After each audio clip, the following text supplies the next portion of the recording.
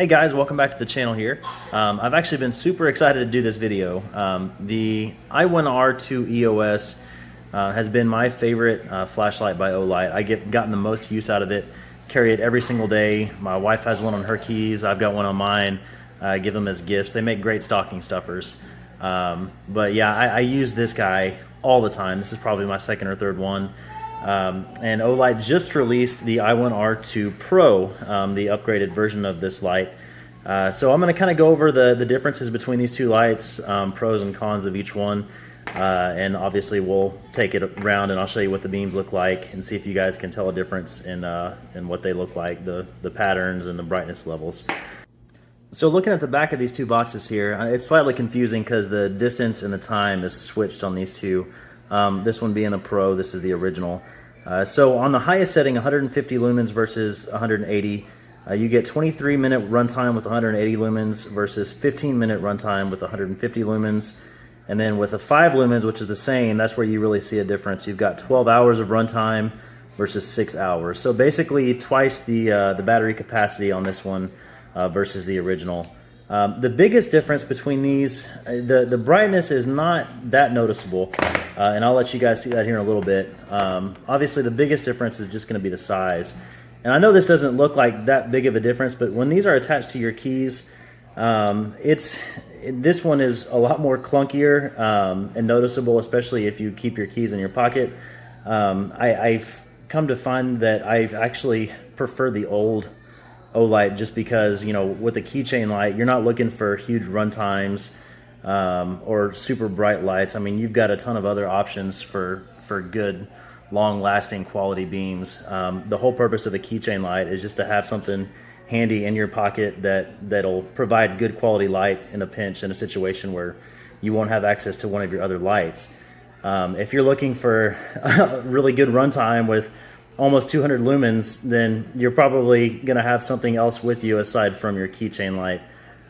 So for that reason, just keep that in mind. If you do want a smaller keychain light, the difference in the light level is hardly even noticeable between these two. I would actually suggest sticking with the original, and again, it's a lot less clunky on your keys. So let's take these into the other part of my house here, and I'll show you what the beams look like and see if you can tell the difference between these two. Before we go outside, I actually forgot to mention one thing. Both of these lights are USB rechargeable. This one here has a USB-C port. The original one has a micro USB port on it. They do also have the O-ring inside to keep them waterproof, or mostly waterproof. I've never had water get inside of these things. So again, they're both great lights, but we'll go ahead and take them outside for the nighttime shots. Alright, so kind of like the previous videos, I'm going to show one light on the right side of the screen, one light will be on the left side of the screen, and take a look. One will be the Pro, one will be the original. See if you can tell the difference in which one's brighter. So this will be the right side, and that's probably about 35-40 feet, a little playground there for me. That's the other light.